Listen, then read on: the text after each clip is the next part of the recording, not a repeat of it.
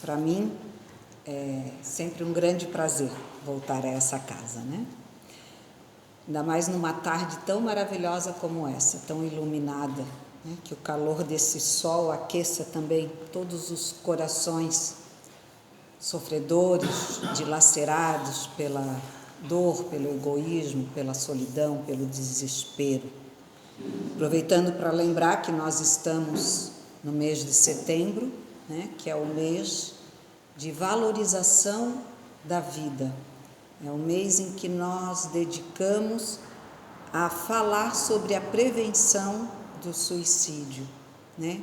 E nada mais eficaz, né, contra o suicídio é mostrarmos o valor que a vida tem.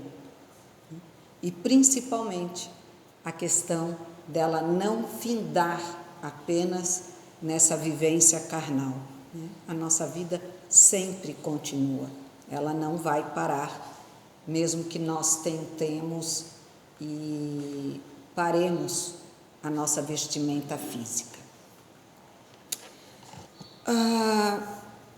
Nós vamos falar sobre êxito, porque é o que todos nós procuramos, né? Ter êxito sobre as nossas dificuldades, sobre os nossos investimentos de amor, de trabalho, né? De doação, seja aquilo ao qual nós nos dedicamos a fazer, exercer, comparecer, nós sempre desejamos o êxito. E Emmanuel, como sempre muito sabedor, através de Chico, nesse livrinho Palavras de Vida Eterna, ele nos fala, num dos itens, sobre exatamente o êxito.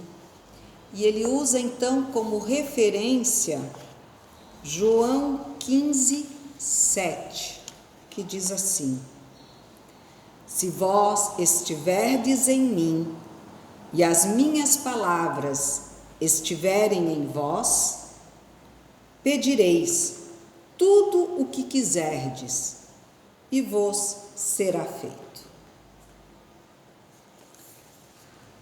Mas aí, muitos podem pensar assim: eu já pedi tanto para Deus, queria tanto que o meu filho paraplégico voltasse a andar, mas Deus não me escuta.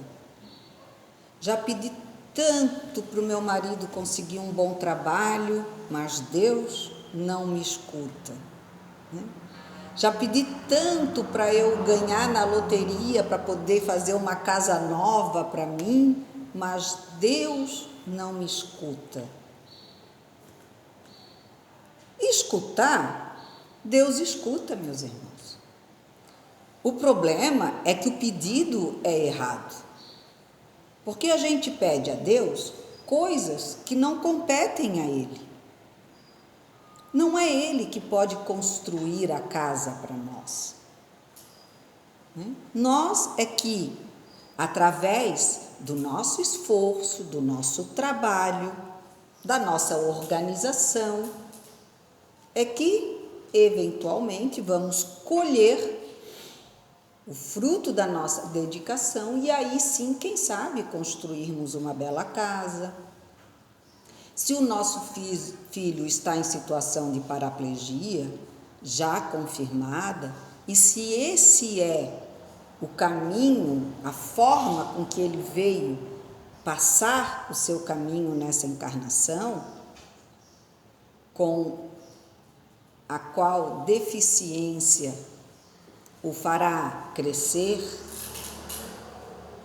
emocionalmente, espiritualmente, ou melhor dizendo, moralmente, como também a todos em seu redor, não é Deus que vai curá-lo, porque também não foi Deus que o criou com essa deficiência.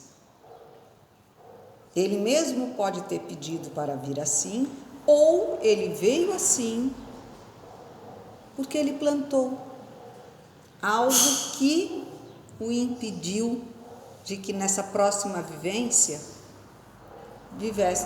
tivesse, né, o desconforto, talvez, de ter uma paraplegia. Então, é importante, quando nós pensamos em orar, em pedir a Deus, qualquer que seja o nosso pedido, nós temos que lembrar que Deus nos dará ferramentas para que possamos construir os nossos pedidos. Porque Ele não escolhe a quem Ele dá. Cada um recebe de acordo com os seus talentos.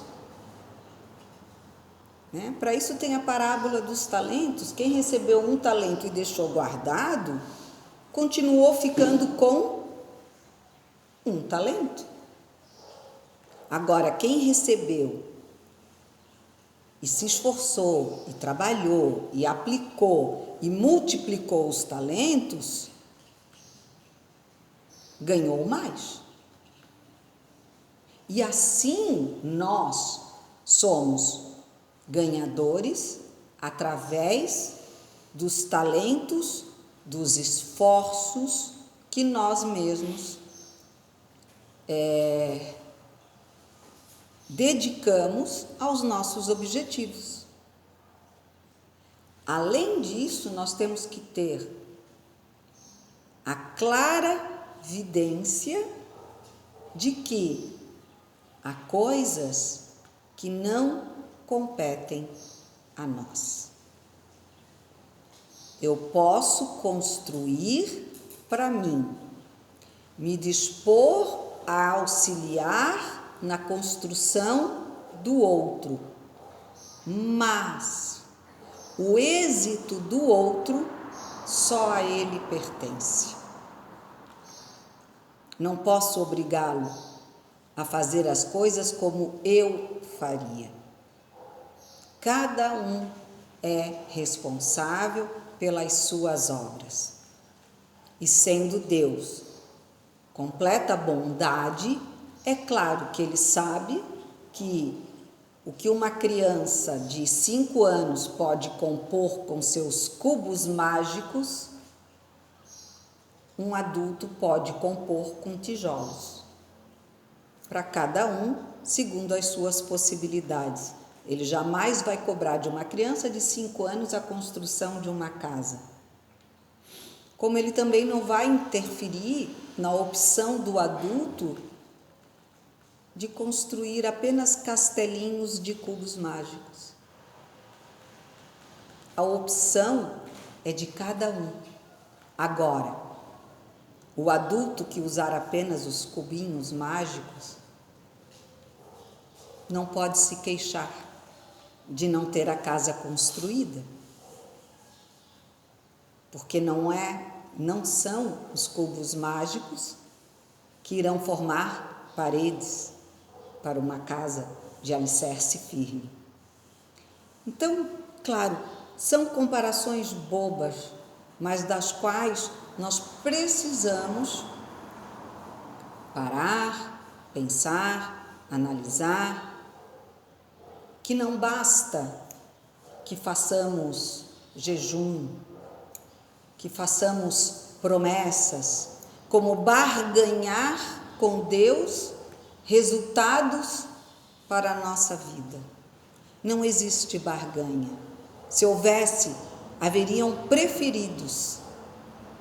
E se Deus é plenitude de amor, Ele não tem preferidos. E assim sendo, ninguém pode receber aquilo que não deu, que não plantou, porque senão a colheita não é própria daquele que dela faz uso. O Êxodo diz assim: Muitos companheiros perdem recurso, oportunidade, tempo e força na preocupação desmedida em torno do êxito. Às vezes, o nosso único objetivo de êxito é o material. É mostrar o carro novo, a casa bem feita, os móveis mais sofisticados, as roupas de melhores marcas. Agora eu sou uma pessoa de êxito. Será? E por que tantos que conquistam tanto são tão tristes, sentem tanto vazio, têm tanta dificuldade para ver em todo esse êxito o que nós chamamos de felicidade? Porque, na verdade, tudo isso é apenas complemento, é gosto até. Porque se nós formos observar, as pessoas que estão felizes consigo mesmas, às vezes tendo ou não tendo dinheiro, se vestem de maneira muito simples. Pode ser de marca ou sem marca. A pessoa olha, gostei. Passei num brechó, ai que blusa bonita, vou comprar. Não interessa se eu tenho R$1.000 para pagar ou se eu tenho 100 e a blusa custa 50. Eu gostei. Simples, pelo prazer, pela vontade, mas não pela exposição do valor material que as coisas têm. Então, aqueles que lutam, procuram e dizem, eu nunca tenho êxito em tudo que eu faço, é porque estão procurando o êxito nas coisas erradas.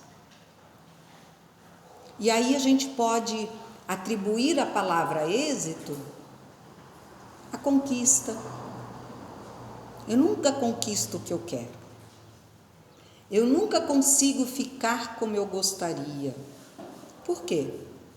Porque às vezes nós estamos traçando objetivos que não podem ser alcançados.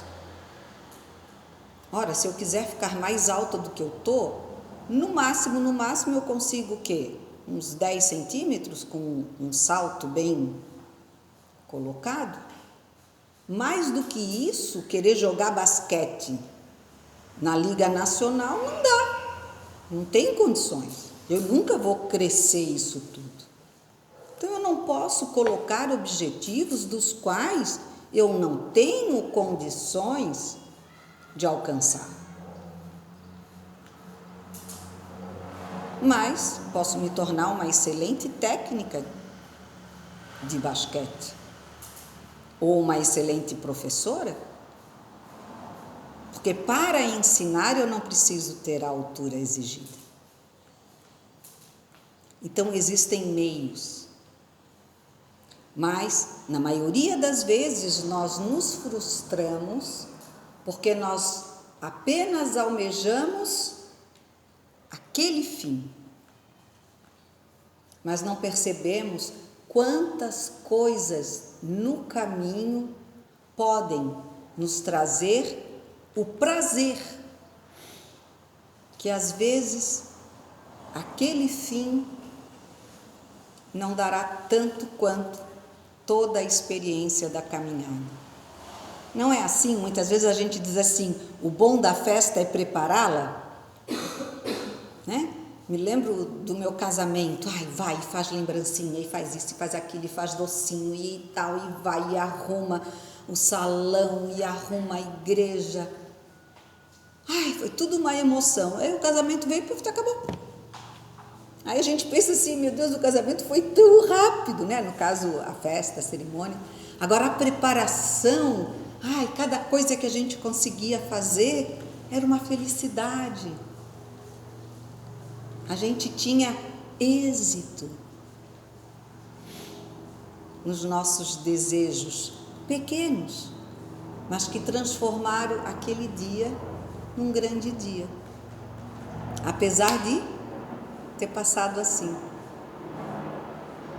Então, nós temos que observar, e mais do que isso,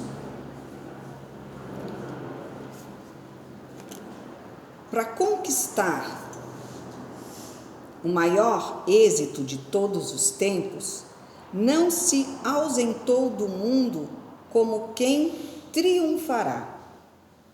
O maior conquistador do mundo, ele não se ausentou do mundo como quem triunfou. Quem foi que teve mais êxito nesse mundo, que a gente assina com certeza? Mestre Jesus. E que saiu daqui aparentemente abatido. Porém, há mais de 2000 anos, nós continuamos reverenciando e tendo, através daqueles que dele falaram, porque nem ele escreveu uma linha sobre si mesmo. Ele deixou exemplos. E mesmo tendo aparentemente morrido, desencarnado, de forma para muitos fracassada, colocado num cárcere, depois exposto no meio de ladrões, como um qualquer, é o maior vencedor de todos os tempos. E por que nós não vemos então as nossas vitórias, os nossos êxitos? Será que somos melhor do que Jesus? Por que as nossas pequenas dores alcançam proporções tão grandes? Acaso elas se equiparam às de Jesus?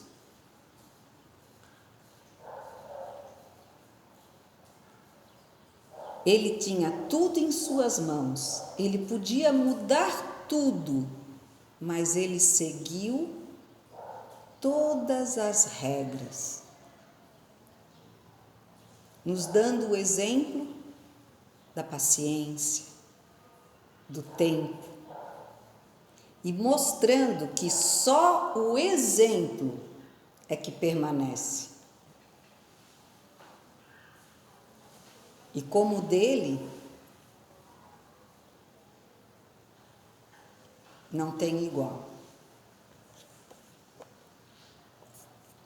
Ele não recebeu heranças amoedadas, não governou princípios políticos, não escreveu livros, não se enfileirou entre os maiorais de sua época.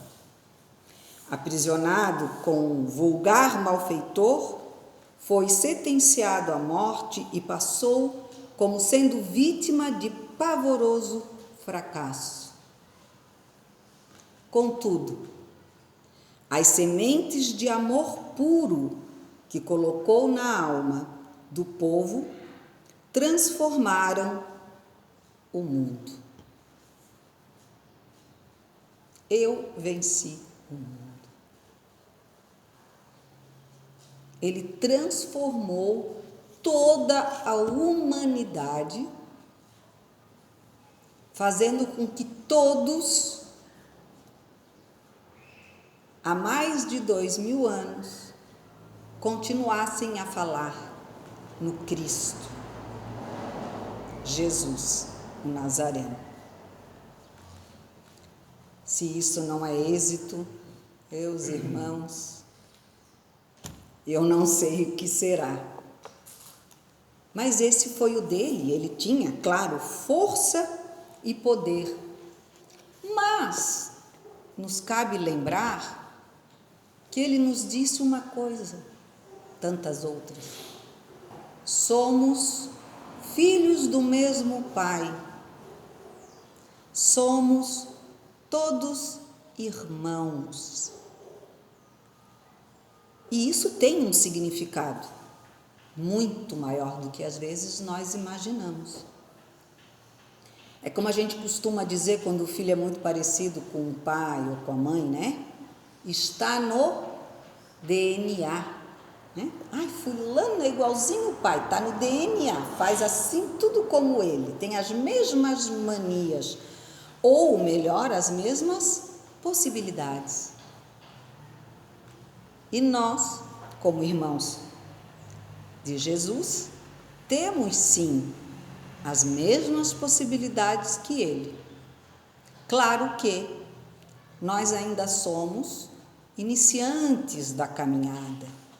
E ele, quando se apresentou a nós, ele mostrou o modelo daquele que nós devemos desejar ser.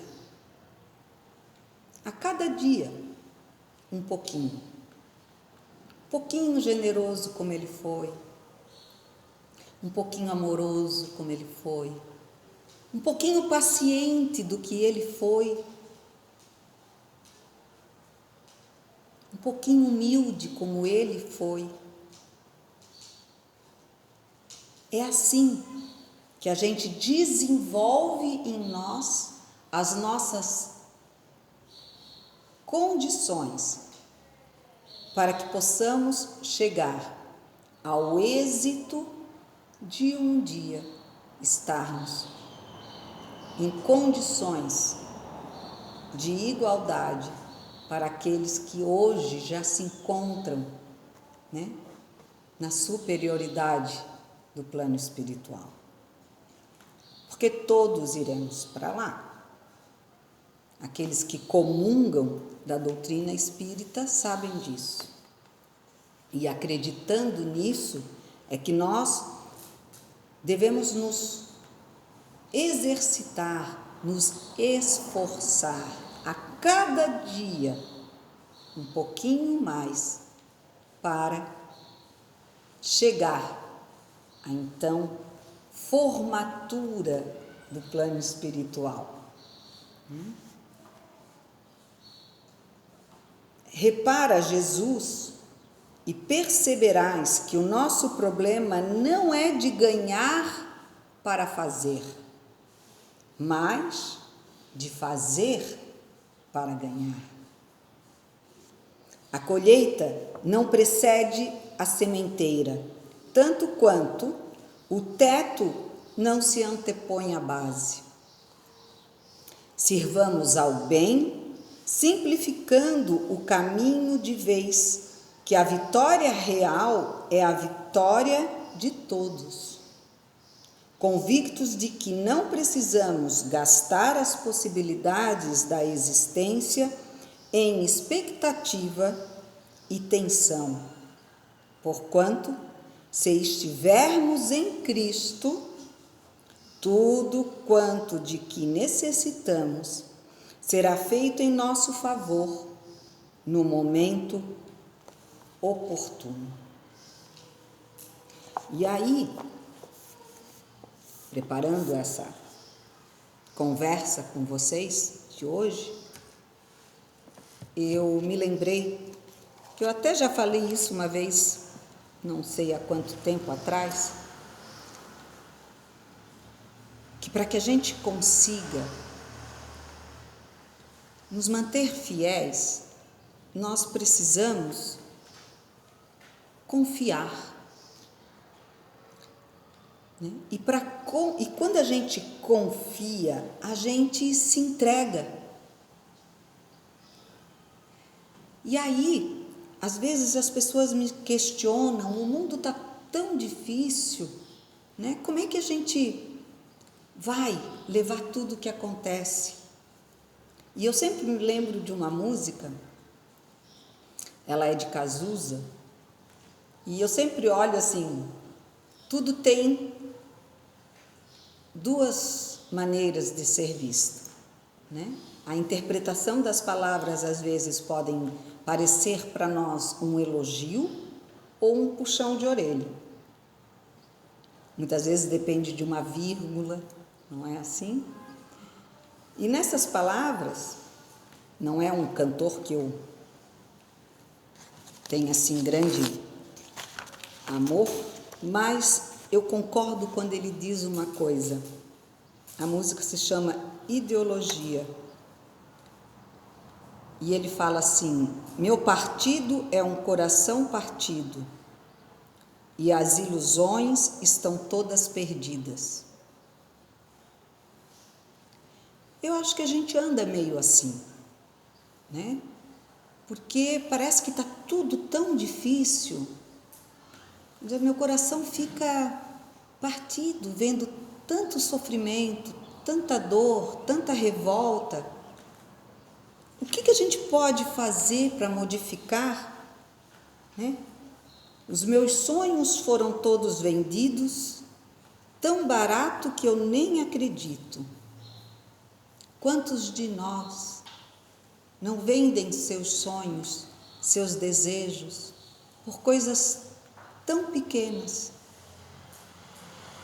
almejando proveitos maiores,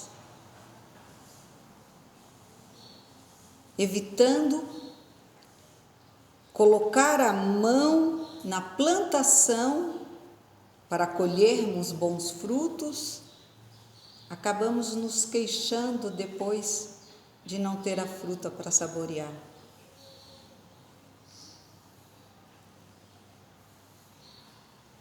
Pois aquele garoto que ia mudar o mundo frequenta agora as festas do grande mundo.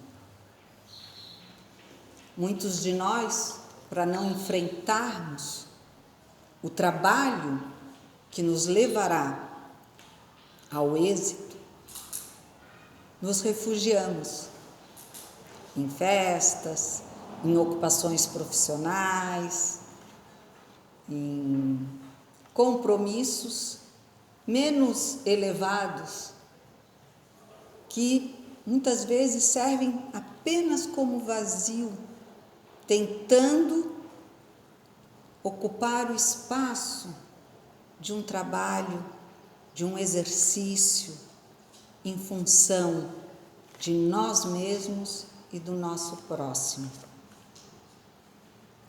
Mas o que eu mais gosto nessa música é quando ela diz assim: meus heróis morreram de overdose e meus inimigos estão no poder. Ideologia, eu quero uma para viver. E eu lhes digo: o meu herói morreu de overdose. Ele é e sempre será o meu maior herói, Jesus Nazareno. E a overdose que o levou daqui foi a overdose de amor. Era tanto, e é até hoje, que ele nos deixou todo o exemplo e continua a nos enviar essas energias desse amor, sem limite. Os inimigos, eles podem até estar no poder, mas quando nós temos ideologia, quando nós confiamos, acreditamos, apreendemos os ensinamentos que o Mestre Jesus nos deu e que a espiritualidade, através de Kardec, nos esclareceu, o mais importante é que nós temos o nosso herói. E entregues ao seu trabalho heróico, a sua overdose de amor, compartilhando desse meio inesgotável de bondade, nós também teremos êxito. Porque o que nós precisamos é lembrar do nosso herói e nos mantermos firmes em nossa ideologia. Que a bênção e a luz da espiritualidade bondosa e amiga e desse irmão maior esteja sempre com cada um de nós, para que possamos um dia comungarmos todos ao seu lado, do mesmo pão da vida, que nos manterá para o todo sempre. Que assim seja. Muito obrigada. Obrigado, minha irmã, pelas tuas palavras. Posso receber e levar as energias dessa casa até o Santo Espírito e até a tua família. Obrigada. Permita-me só, eu achei